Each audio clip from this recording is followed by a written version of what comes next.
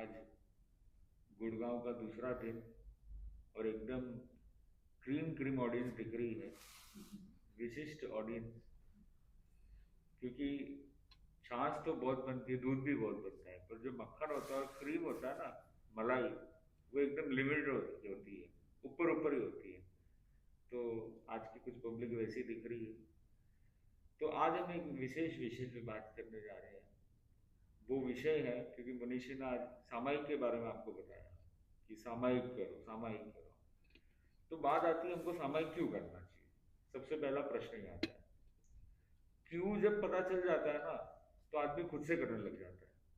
सबसे बड़ी प्रॉब्लम क्या होती है कि कई बार हम क्यों पता नहीं चलता है, तो भी ग्रांटेड हो जाता है, बचपन से वो संस्कार दिए हुए हैं। तो हम अपने आप को प्रश्न पूछना ही भूल गए कि क्यों करना है। और कई बार उसका रिजल्ट भी मिल रहा है, तो भी हमने टू बी ग्रांटेड ले लिया कि हमको पता ही नहीं चल रहा एक्चुअल में उसका रिजल्ट क्या है।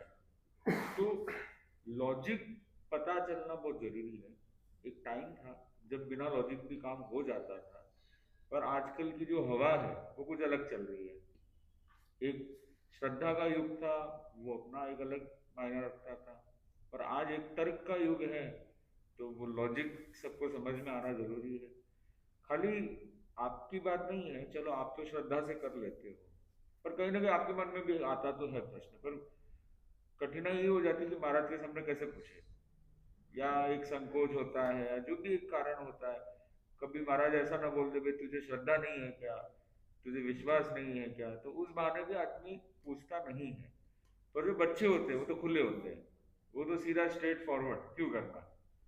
तो आपको जब उत्तर मिलता है तो आप अपने बच्चों को भी अच्छे से बता सकते हैं कि भाई क्यों करना चाहिए। जब आप लोग आपस में डिस्कशन करते हो, कुछ गोष्ठी करते हो, तो एक तो इधर उधर की चर्चा करो और एक कुछ धार्मिक चर्चा करो। तो क्यों पे आप चर्चा करोगे तो कहीं ना कहीं मैं आपको 3 पॉइंट बताऊंगा, हो सकता है 2 पॉइंट आपको डिस्कशन से नहीं मिल जाए, 5 पॉइंट और नहीं मिल जाए। तो डिस्कशन से ऐसी ऐसी नई नई चीजें मिलती है। तो वो कब होता है, जब हमको पहल करनी पड़ेगी, क्यों ढूंढने की पहल। तो बच्चे जब होते हैं ना, तब पापा मम्मी सब सिखाते हैं कि सामायिक यूं करनो, यूं आसन बिछानो, यूं मुपत्ति पहननी। जैसे ही वो बोले क्यों, तो वो ब्लैंक हो जाते हैं। ये क्यों तो हमको नहीं पता है। गुजराती में गुजराती જેને આવડે છે ને એમને એ એમ કે એમ આસન બિછાવું, એમ ઉપરથી બાંધવી, જેમ જ કહીએ કેમ, तो ब्लैंक। तो वही वो जो क्यों है, वाई, वाई का ट्राई बहुत जरूरी है जानना, कि सामायिक क्यों करते हैं। तो आज हम थोड़ा सा यही जानने की कोशिश करेंगे कि स्पिरिचुअली हमको क्या इम्पैक्ट क्रिएट करता है। और क्योंकि हम भौतिक जीवन में रहते हैं, कोई दीक्षा तो लेनी नहीं, ले लेनी है ना, कोई ऐसा है कि हम पूरा टाइम अपने मोक्ष के लिए लगाते हैं। तो भौतिक जीवन में हमको क्या कंट्रीब्यूशन मिल रहा है सामायिक से। तो दोनों ही एस्पेक्ट हम थोड़ा कवर अप करने की कोशिश करते हैं, जो थोड़ा सरल शब्दों में होगा। और कहीं ना कहीं आप खुद भी अपनी लाइफ में रियलाइज करोगे उस चीज को कि आपको भी उसके बहुत फायदे मिलते हैं। तो सबसे पहले जो सामायिक करते हैं, सामायिक का मीनिंग क्या हो गया, सामायिक, समता की जो आय है वो ही हो गया सामायिक। क्योंकि पैसा जैसे कमाते हैं, वैसी स्पिरिचुअलिटी का सबसे बड़ा पैसा क्या है।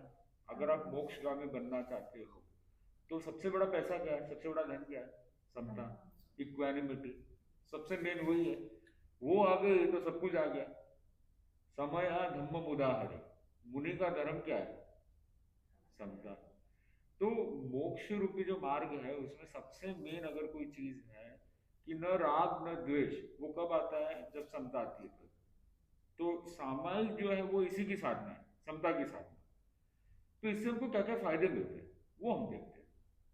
सबसे पहले कि लोग ये कहते हैं कि संसार में समता अच्छी रहती है या एग्रेशन अच्छा रहता है, पीसफुल कामफुल माइंड अच्छा रहता है, या थोड़ा एग्रेसिव रहना, एकदम हाइपर रहना, वो अच्छा रहता है। तो कई लोग ऐसा बोल सकते हैं कि हाइपर एग्रेशन, डिसिप्लिन, वो बहुत ज़रूरी है। गुस्सा आना भी ज़रूरी है।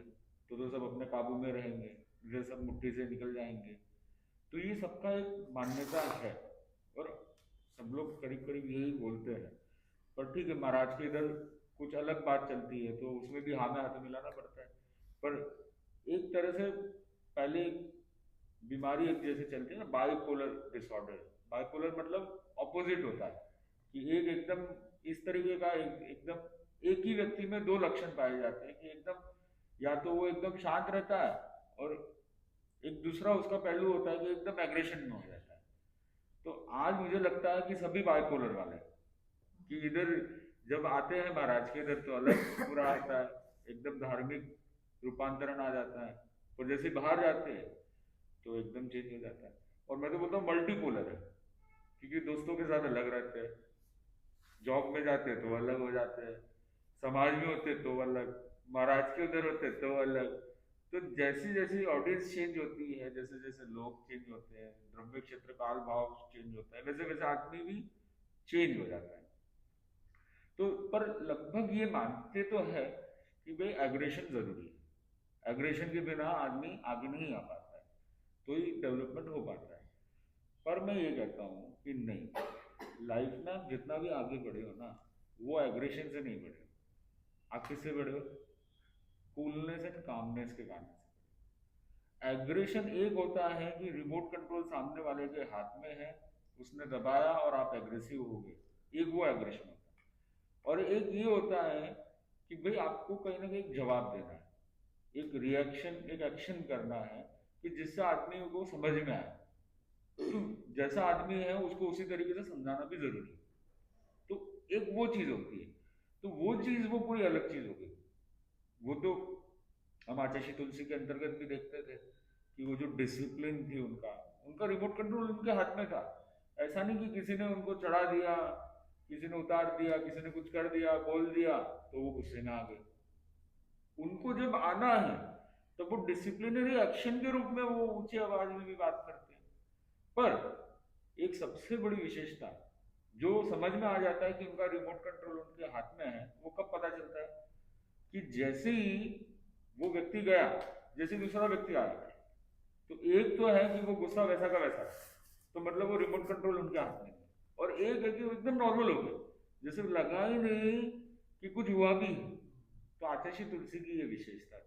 जिन्होंने उनको निकटता से देखा होगा उनको पता होगा कि उनकी एक बहुत बड़ी विशेषता थी कि जब भी कोई किसी पे कार्रवाई होती थी, कुछ ही क्षण में वो एकदम नॉर्मल हो जाते, लगता ही नहीं कि कुछ हुआ। तो ये डिसिप्लिनरी एक्शन बहुत जरूरी है। वो तो कहीं ना कहीं फैमिली में भी होना चाहिए, और आप जब आपके नीचे कोई लोग होते हैं उनके ऊपर भी कहीं ना कहीं होना चाहिए। नहीं तो फिर वो पता ही नहीं चलेगा कौन क्या है, कुछ समझ में नहीं आएगा। किसी को कोई डर नहीं रहेगा तो फिर मतलब नहीं। आइंस्टाइन कहता है तीन भगवान है। बोले सबसे बड़ा भगवान कौन है? तो बोले डर, जो पूरी सृष्टि पे आज तक चलता आ रहा है। भाई कोई नारकी का डर दे देता है, कोई बोलता है ये डर, क्रिश्चियनिटी में बोले आपने सीन कर लिया अब भगवान दंड देगा तुमको। तो सबसे बोले बोला बड़ा भगवान होता है वो डर होता है। पर सबसे ओरिजिनल भगवान होता है वो कौन सा होता है? बोले कॉस्मिक ऑब्जर्वर, कॉस्मिक गॉड, जिसको हम केवल ज्ञानी कहते हैं। उसने अपने शब्दों में बोला कॉस्मिक ऑब्जर्वर, पर अपने उसको केवल ज्ञानी भी बोल सकते। तो दो भगवान तो ये हो गए, तीसरे भगवान कौन? तो जो आपके पेरेंट्स है, जो आपको गाइड करते हैं, जो आपके गुरु है। तो तो मैं ये कह रहा था कि डर जो है वो सबसे बड़ा भगवान है। डर के कारण से व्यक्ति बहुत कुछ कर लेता है। तो बात ये चल रही थी कि सामायिक जो अपने करते हैं तो वो किसके लिए करते हैं? समता के लिए करते हैं। अब मैं कह रहा हूँ कि आप जीवन में जितना भी आगे बढ़े वो फुलनेस एंड कामनेस के कारण से आगे बढ़े। क्योंकि एक एग्जाम्पल इसमें आप याद रखना हमेशा, दो बॉटल होती है, एक बिस्लरी की होती है, एक सोडा की बॉटल होती है। दोनों में क्या फर्क होता है? Time waste, money waste, energy waste, सब कुछ वेस्ट ही वेस्ट। और बिस्लरी, बिस्लरी को कितना भी हिलाओ वो वैसी की वैसी ही रहती है। अब वैसे ये जो संसार है ना वो भी ऐसा ही है, वो हमको हिलाता रहता है, हमारे एग्जाम लेता रहता है। अब वो टेस्ट में हमारे ऊपर है कि हम हमारी एनर्जी किस रूप में लगाते हैं। बिस्लरी बोतल बन गए तो ठीक है, सोडा बोतल बन गए तो सारी एनर्जी गई, टाइम भी गया, मनी भी गया, सब कुछ गया। तो बात यह है आप बिजनेस भी करते हो, आप छोटी छोटी बात पे अड़ पड़ोगे, भीड़ पड़ोगे, लड़ पड़ोगे, झगड़ पड़ोगे, तो क्या कोई कस्टमर आपके पास टिकेगा? नहीं टिकेगा। एक्सेप्शनल अलग बात होती है, एक्सेप्शनल कभी कोई किसी की पुण्य बहुत जोरदार है, वो हमेशा से आड़ू रहा हुआ है, पर तो भी लोग उसके पास आते हैं, वो उसकी पुण्य ही है। पर ज्यादातर ये देखा जाता है कि जो व्यक्ति थोड़ा हम्बल होता है, कूल एंड काम होता है, उसके यहाँ पर लोग जाना ज्यादा आना पसंद करते हैं। उसलिए आप देखो, पूरे इंडिया की ज्योग्राफी देखे ना आपने, तो साउथ काफी टैलेंटेड है, टेक्निकल है, बड़ी बड़ी यूनिवर्सिटीज में जहाँ पे भी अगर देखे तो उनका हर जगह लगभग लगभग दबदबा रहा है।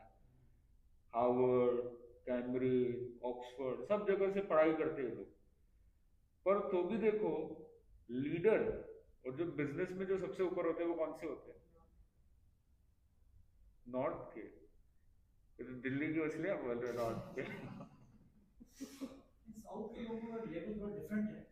आप कूल काम पढ़ाई की समझदारी नहीं, वो अच्छे उनकी हैं। जगह वो अच्छे हैं, मतलब वो तो एंगर वाली कोई बात नहीं है। पर मैं दूसरी बात बता रहा हूँ, देखो कम्युनिटी बहुत सारी है, खाली जैन कम्युनिटी नहीं है, सही बात। मुस्लिम कम्युनिटी भी है जो बहुत ज्यादा है, क्रिश्चियन भी है, कई कम्युनिटीज है। पर तो भी एक कम्युनिटी है जो लीड करती है, एक दो कम्युनिटी है। एक पारसी कम्युनिटी जो भी बहुत कम है, और पूरे इंडिया में सबसे ज्यादा चैरिटी टैक्स, और एक जैन कम्युनिटी है। ये दो कम्युनिटी बराबरी पे चल रही है। अब ये क्या रीजन है? पढ़ाई लिखाई साउथ में ज्यादा है, वो हिसाब से तो लीडर वो होने चाहिए। यूनिटी वाइज देखे तो दूसरी कम्युनिटीज काफी अच्छी है यूनिटी वाइज, तो वो आगे होने चाहिए। पर तो भी जो इतनी कम कम्युनिटी है, जो इतने कम लोग हैं, तो भी वो आगे क्यों है? कभी ये क्वेश्चन आया? सबसे बड़ा रीजन क्या था? उसमें भी आप देखो, राजस्थान और गुजरात, ज्यादातर जितनी बिजनेस कम्युनिटी है ना, वो दो ही जगह है। और थोड़ा बहुत महाराष्ट्र, महाराष्ट्र भी इसलिए क्योंकि वही राजस्थानी और गुजराती बसे हुए एक्चुअल में उसमें। मुंबई में भी देखो तो ज्यादातर वही लीड करते हैं। महाराष्ट्रियन जितने भी होते हैं वो ज्यादातर जॉब ओरिएंटेड वाले होते हैं। अब ये दो कम्युनिटी क्यों आ गई? उसमें भी डायमंड का देख लो, चाहे जितने व्यापार है, बड़े बड़े व्यापार, चाहे कंस्ट्रक्शन का भी हो, चाहे टेक्सटाइल का हो, इसमें अपनी जो कम्युनिटी को आ गई। क्या रीजन है? क्योंकि आप देखो डायमंड का भी कुछ है, कस्टमर आते हैं, सब अलग अलग दिमाग वाले आते हैं। मैं एक एग्जांपल बता रहा हूँ, सब कहाँ कहाँ से आते हैं। 20 कस्टमर आते हैं, मटेरियलाइज कितने होते हैं, कन्वर्ट कितने होते हैं? एक या दो होते हैं। तो वो अगर पेशेंस नहीं रखेगा उस समय पे, तो नहीं होगा। तो कुछ हो पाएगा क्या? डायमंड में आप देख लो, गोल्ड में देख लो, उनकी दुकान में मुश्किल से एक या दो कस्टमर ही आते रोज के। तो वो अगर पेशेंस नहीं रखेंगे तो वो आगे बढ़ ही नहीं पाएंगे। और अगर छोटा भी नोकझोंक हो गई तो वो तो कस्टमर टूटेगा ही साथ में, और दूसरों को भी वो तोड़ेगा। तो वो उनकी पेशेंस के कारण से, कूलनेस एंड कामनेस के कारण से वो आगे आया। नहीं तो दूसरी कम्युनिटी भी थी, वो भी लीड कर सकती थी। और लीडर भी कौन होता है? जो कूलनेस एंड कामनेस रखता है। जो हर बात पे झगड़ेगा, नोकझोंक करेगा, वो लीडर बन पाएगा क्या? अनुशासन अलग चीज हो जाती है, डिसिप्लिन मेंटेन करना अलग चीज हो जाती है। पर एक है कि भाई हर बात पे झगड़ा करना, तो कोई उसके पीछे चलेगा? नहीं चलेगा। वो प्रेशर फेस करने के लिए काबिल होना चाहिए। अब मोदी जी है, तो अब उनके ऊपर तो इतना सब कुछ प्रेशर आता रहता है, खाली इंडिया का नहीं है, बाहर का भी कितना प्रेशर आता है। अब वो एक व्यक्ति है, अगर वो प्रेशर फेस नहीं कर पाएगा, कूलनेस एंड कामनेस नहीं होगा, पाकिस्तान ने थोड़ा भी अटैक किया, चलो अटैक करते हैं, तो स्टेप बाय स्टेप चलते हैं। पहले सर्वे करते हैं क्या हुआ, एग्जैक्ट फैक्ट्स एंड फिगर्स क्या है, फिर बोली से करते हैं, उनको नर्वस करते हैं, साइकोलॉजिकल वॉर प्ले करते हैं। फिर वॉर कितना करते हैं? थोड़ा ही करते हैं, क्योंकि साइकोलॉजिकली उनको काफी ब्लेम कर दिया है, पूरे इंटरनेशनल कम्युनिटी में काफी उनको गिरा दिया। वॉर कितना करते हैं? एक है कि फुल फ्लैश वॉर कर दिया, अगर मान लो सोडा बॉटल हो गए, फुल फ्लैश वॉर कर दिया तो क्या होगा? उसका तो कुछ नहीं बिगड़ेगा, बिगड़ेगा तो अपना ही बिगड़ेगा। यूक्रेन का पता नहीं कितना बिगड़ा, रशिया का तो पूरा ही बिगड़ गया। क्योंकि यूक्रेन को तो क्या, सिंपैथी वाइज सब लोग हेल्प करने के लिए आ जाएंगे, यूएन भी आ जाएगा, वर्ल्ड से बड़ी बड़ी कंट्रीज भी आ जाएगी, भाई हम इधर इन्वेस्टमेंट करते हैं। तो बात ये है कि सोडा बोतल बनने से किसी का फायदा नहीं, बिस्लरी बोतल बनो और फिर आपको जो भी एक्शन लेना है वो कूलनेस एंड कामनेस के साथ ले, स्ट्रेटेजी के साथ ले, तब तो मजा आए। आप देखो दो क्रिकेट के दो कैप्टन बहुत फेमस है, दो कैप्टन कौन से? सौरव गांगुली भी देख लो, और कौन है? जडेजा। नहीं, एक जो है वो बहुत बड़े कैप्टन जो अभी लेटेस्ट ही थे ना, अच्छा ये Dhoni. Mister cool, mister cool. क्योंकि उसने जितने मुझे याद में ट्रॉफीज जीता है उतना आज तक किसी ने जीता ही नहीं है। उसकी स्पेशलिटी क्या थी, अगर वो सेमीफाइनल फाइनल तक पहुंच गया ना तो वो जिता कर फिर आया। लगभग लगभग वो कन्वर्जन होता था, या तो बिल्कुल नीचे से ही चले जाएंगे, एग्जिट कर लेंगे, ऊपर तक गए तो फुल फ्लैच। और एक दूसरे कैप्टन भी थे जो फाइनल तक तो ले जाते थे, बहुत बार ले जाते थे, पर वो गिरा भी देते थे। नहीं, कोहली जो एग्रेशन के लिए जाने जाते हैं, जो कोहली, विराट कोहली, मतलब है अच्छे, कमेंट नहीं कर रहे ना क्रिटिसाइज कर रहे, पर क्योंकि वो प्रेशर को फेस नहीं करते। जब उस लेवल के जो प्रेशर होता है उसमें जो कैपेबिलिटी है वो कूलनेस एंड कामनेस वाले की जो है वो वही जिता सकती है। उसमें कितनी सारी गेम्स होगी जो गेम इसी के कारण से चेंज होगी कि वो कूल एंड काम और पेशेंस रखा उसने, वो आपने भी देखा होगा। पर मैं यही कह रहा हूँ कि ये तो बहुत बड़ा एक अपने पास एक एग्जाम्पल है। एक ऐसा ही एग्जाम्पल क्रिकेट में आता है, शोएब मलिक, आपको पता है कैसा एग्रेशन। उसको पूछा गया तुम किस बैट्समैन से डरते हो, बोले तुम्हारे तो लाइफ में, क्योंकि तुम तो डराने वालों में से हो, तुम किससे डरते हो? सबको लगा भाई किसी से नहीं डरते। उसने एक ही नाम लिया, किसका नाम लिया? किसका नाम लिया? धोनी का या सचिन तेंदुलकर। देखो टैलेंटेड तो बहुत है पूरे वर्ल्ड में, डिविलियर्स भी है, रिकी पॉन्टिंग भी थे, बहुत सारे ऐसे थे जो उससे भी बढ़ चढ़ करके हो सकते हैं, पर तो भी गॉड ऑफ द क्रिकेट किसको कहा जाता है? सचिन तेंदुलकर। क्या कारण? गॉड क्यों कहा गया उसको? ना कि वो टैलेंटेड है, ना कि उसने रन ज्यादा बनाए हैं, उसके लिए नहीं कहा गया, क्योंकि वो उसका नेचर बहुत अच्छा है, एज ए ह्यूमन बहुत अच्छा है। तो शोएब मलिक ने क्या बोला कि बोले ये एक ही ऐसा है, मैं सबको स्लेजिंग करता हूँ तो सब आउट हो जाते हैं, एक बॉल छक्का मारते दूसरी बॉल आउट हो जाते हैं, और ये एक ही ऐसा है जो क्या करता है, जो उल्टा करता है, वो आराम से खेलता है। पहले तो एकदम आराम से खेलता है, फिर क्या करता है, फिर 30 रन मारने वाला होगा ना या आउट ऑफ फॉर्म होगा ना तो वो सीधा सेंचुरी मारेगा। तो बोले मैं उसको कभी भी स्लेजिंग नहीं करता था, क्योंकि मैंने करके देख ली बहुत बार, जब जब करता था मैं मार खाता था। तो सबसे मेन बात कि वो भी क्या बने थे, सोडा बोतल या बिस्लरी बोतल? बिस्लरी बोतल। आप घर में भी देख लो, घर में अगर आप सोडा बन जाओगे तो कोई आपके पास आना चाहेगा? कोई नहीं पसंद करेगा, बोले भागो, चलता फिरता एटम बॉम्ब है, कब फूट जाए पता नहीं। पर बिस्लरी बोतल है तो घर कोई आना चाहेगा, नहीं आना चाहेगा, बोले इससे पॉजिटिव एनर्जी मिलती है। महाराज के पास भी क्यों आते हैं? गुरुदेव के पास भी आप लोग जाते हो, इतना ट्रैवलिंग करके क्यों जाते हो?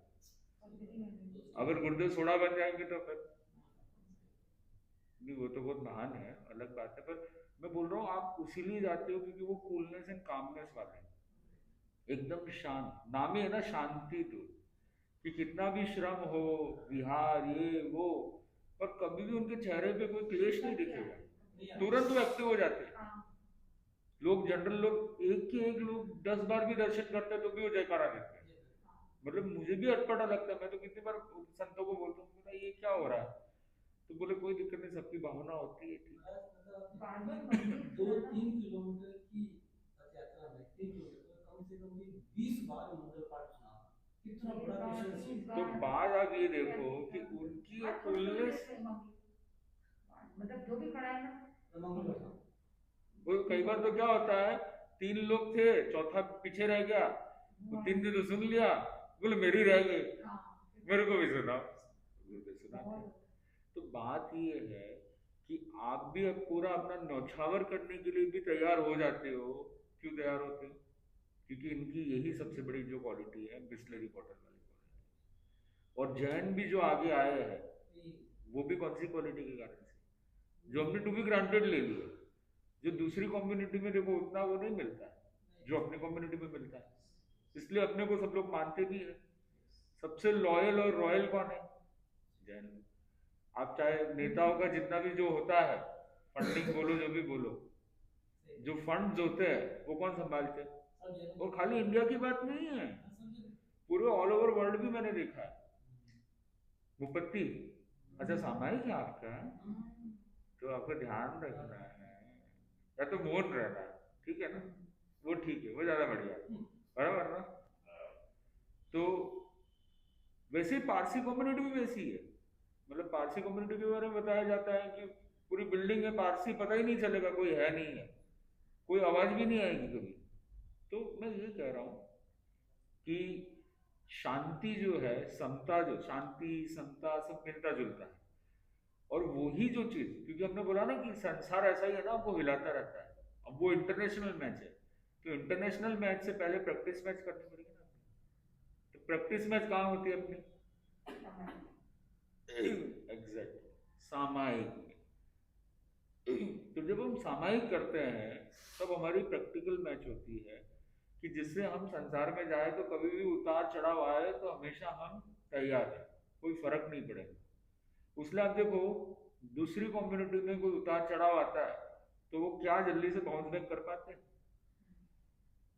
बाउंस बैक कर पाते हैं क्योंकि आसक्ति, और वो लेके चला गया मेरा, वो सालों साल तक उनके दिमाग में वही चीज घूमता रहता है, डिप्रेशन में चले जाते हैं, नर्वस ब्रेकडाउन हो जाता है, कितने लोग तो सुसाइड भी कर लेते हैं, उससे बाहर नहीं निकल पाते।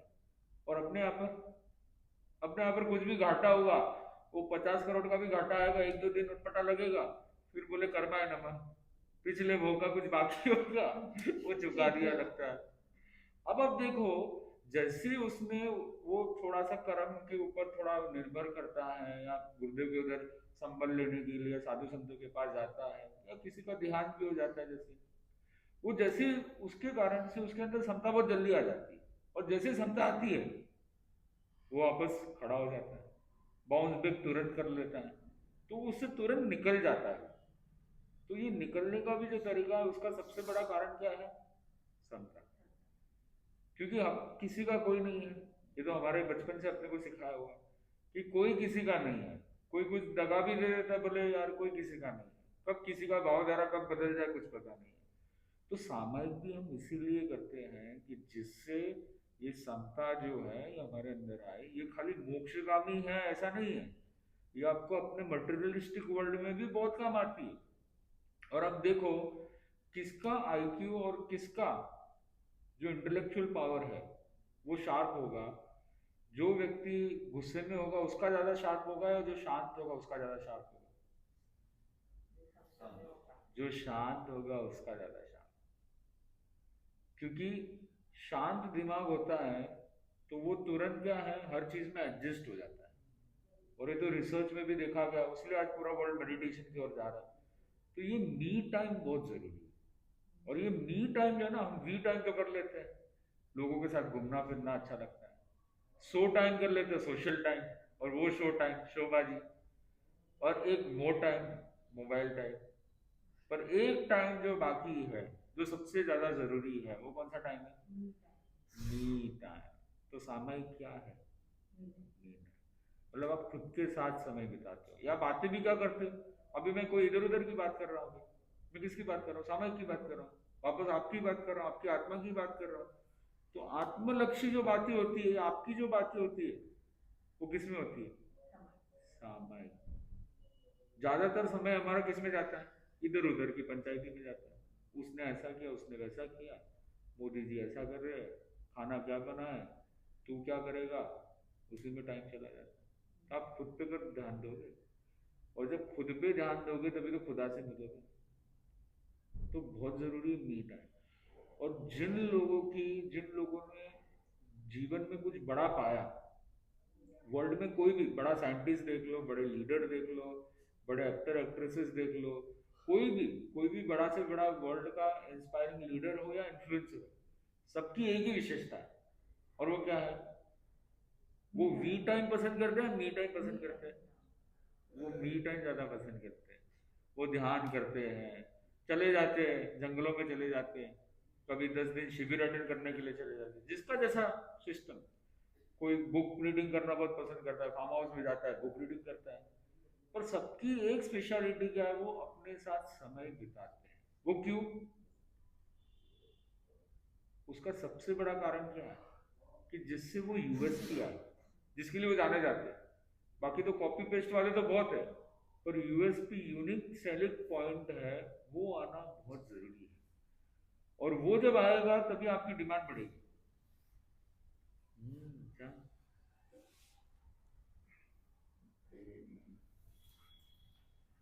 तो सामायिक का एक सबसे बड़ा कारण हो गया कि हमको कौन सी बोतल बननी है, बिस्लेरी या सोडा? बिस्लेरी बोतल। अब बात ये आती है कि सामायिक कितने मिनट का होता है? 48 मिनट। 48 मिनट की होता है सामायिक। अंतर मुहूर्त पर अंतर मुहूर्त क्यों?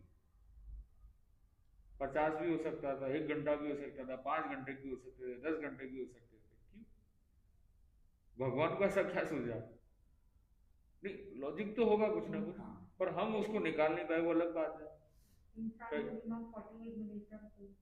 चलो ये बहुत अच्छी बात है रूबी जी ने, कि आप देखो, आप स्कूल कॉलेजेस में पढ़ते थे, पीरियड कितने मिनट का होता था?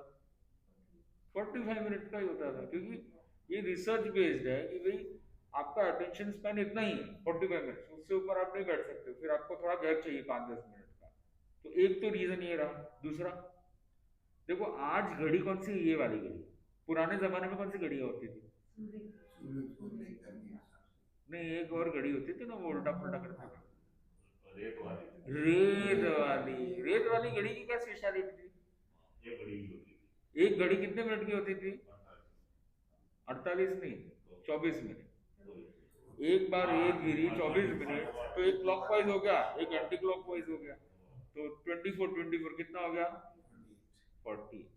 तो ये भी देखो 24 × 60, ये भी 24 × 60, 24 ऐसे 60 बार घुमाओ तो आपका दिन रात हो जाएगा। तो उस समय में ये घड़ी थी, इसलिए 24 कितना हो गया? 48 हो गया। इसलिए सामायिक का कालमान कितना रहा? 48। और तीसरा और एक टेक्निकल पॉइंट कि तत्व ज्ञान में आपको पता होगा, किस किस को तत्व ज्ञान थोड़ा बहुत पता है? गुणस्थान किस किस को पता है? थोड़ा बहुत, मैं ज्यादा डीप नहीं जाऊंगा। आपको पता हो जो 7वां गुणस्थान है वो कौन सा है? छठा हमारा है प्रमद। प्रमद मतलब थोड़ा प्रमाद हो जाता है। और 7वां कौन सा है? अप्रमद, मतलब जिसमें प्रमाद नहीं होता है, जिसमें कोई भी गलती नहीं होती है। वो कितने मिनट का होता है? वो भी अंतर मुहूर्त का ही होता है, 48 मिनट के अंदर अंदर। उसीलिए समय का कालमान कितना है कि भगवान, और टेक्निकल भाषा में कहा जाता है कि भाई प्रमाद आदमी कब तक नहीं कर सकता है? 48 मिनट्स तक नहीं कर सकता। उसके बाद वो प्रमाद चालू हो जाएगा, वापस वो छठे में आ जाएगा, फिर वापस वो 7वें में जाएगा। तो ये कई सारे ऐसे रीजन थे कि जिसके कारण से 48 मिनट्स का कालमान रहा। तो एक तो ये पता चल गया। अब बात ये आती है कि सामायिक में कोई मुंहपत्ती ऐसी पहनता है, कोई बड़ी पहनता है, कोई रुमाल रखता है, कोई वो लगाता है, कोई धोती और वो सब में सामायिक करता है। ये क्यों होता है? सबको एक रूपता होनी चाहिए ना। मुंहपत्ती ऐसी पहने ऐसी पहने क्या फर्क पड़ता है? रुमाल रखे क्या फर्क पड़ता है? क्यों छतर जी, क्या कारण है? कोई तो रीजन होना चाहिए ना। गणवेश भी अलग अलग हो जाते कई बार, कोई किसी के परंपरा में कुछ अलग पहनते, किसी के परंपरा में कुछ अलग। क्यों? कौन कौन जानना चाहता है?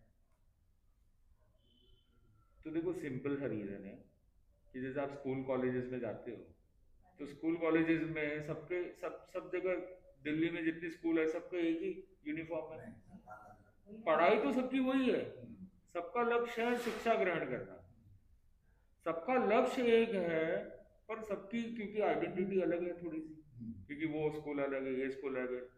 वैसे ही अपना लक्ष्य तो सबका एक ही है कि भाई अपने को क्षमता धारण करना है, सामायिक करना है, मोक्ष का भी जाना है। पर क्योंकि हमारा एक स्ट्रक्चर अलग अलग है ना, ऑर्गेनाइजेशन अलग अलग है, तो वो पता चलता है, एक हमारी एक पहचान बनती है कि भाई ये मुपत्ति मतलब ये तो भाई तेरापंथ के श्रावक है, तो ये है तो भाई ये तो कहीं ना कहीं स्थानकवासी बात है। तो एक बड़ा कारण ये भी रहा, और बाकी सबकी अपने भी जो सोच है वो भी रही, दो तीन मिक्स मिक्स महाराज जैसे ये कुछ लोग वो ये ऊपर कपड़े वेश खोलते पहनते हैं, हैं, वो हाँ। पहनते हैं, तो ये कपड़े पहन के भी कोई समाई करे तो हो सकती है कि नहीं हो सकती? तो वो बात, उसका कारण क्या हो गया कि आप ऐसे ही मान लो नॉर्मल कपड़े में कर लिया था, तो मुपत्ति से क्या हो जाता, अभी मान लो आपका पोता है, अब घर पे ही है, उसको पता कैसे चलेगा आपका सामायिक है नहीं है? पर अगर आपने सब पहना होगा तो उससे मैसेज लोगों में अंदर अंदर अच्छा जाएगा कि भाई इनका सामायिक है, तो इनको डिस्टर्ब नहीं करना है। कोई वो प्रदर्शन की बात नहीं है, प्रस्तुति की बात है कि भाई आपको कोई परेशान नहीं करेगा आपकी साधना में, नहीं तो बीच बीच में बोलेंगे भाई दूध की थैली लेकर के आ जाओ, अरे ये लेके आ जाओ, सब्जी लेकर के आ जाओ। तो उसलिए एक पर्टिकुलर समय में हम मुपत्ति और वो करके एक नियमबद्ध करते हैं। अब नियम नहीं करेंगे, मान लो त्याग नहीं करेंगे, हम ऐसी हमारी तो इच्छा है, तो फिर क्या, तो भी हो सकता है ना, हो सकता है ना, ऐसे ही कर लिया, माला फेर ली, स्वाध्याय कर लिया, तो फिर ये त्याग करने की क्या जरूरत है? क्या जरूरत है बताइए, मैं आपको पूछ रहा हूँ। भाई त्याग करते हैं, सामायिक का पचकाण करते हैं, क्यों करते हो आप लोग? ऐसे ही कर लिया करो ना, बराबर ना? उसके नियम बने ये हुए हैं। नियम से बन के काम किया जाता है, ऐसे समाई कर संपन्न ये होता नियम है। ऐसे नहीं, वो तो ऐसे ही कर लो ना, नियम, वो तो आपके दिमाग में नियम है, ठीक है ना, आप बैठो और बस माला फेर लो, थोड़ा बहुत 24 से चितार लो, सब हो जाएगा। ज्यादातर लोग ऐसे करते भी है, वो 1 घंटा ऐसे लगा देते स्वाध्याय पर सामायिक नहीं करते, ऐसे अधिकतर लोग हैं। और उनकी सोच यही है कि मैं तो कर ही रहा हूँ, तो फिर नियम लो नहीं लो उससे क्या मतलब है, सही है ना? देखो, ऐसा होता है।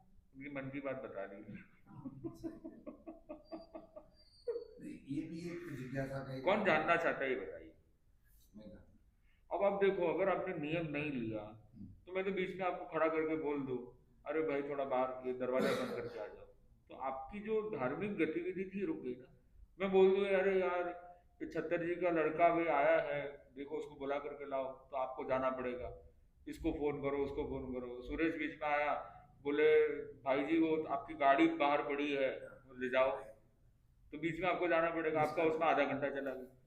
मैं तो इधर का एग्जांपल दे रहा हूँ, इधर तो चलो तो भी सेफ हुआ, घर में तो होम मिनिस्टर है ना, रहना है ना घर में, तो कुछ भी ऑर्डर किया जा सकता है, कुछ भी फरमाइश आ सकती है, और उस समय आप बोलो भाई सामायिक है, तो सामायिक पे बैंड लग जाएगा फिर, बोले "यार, ऐसा कैसे, जब भी काम बोलते तभी तुमको ये याद आता है, मेरे को माला फेरनी, मेरे को ये करना है, मेरे को वो करना है।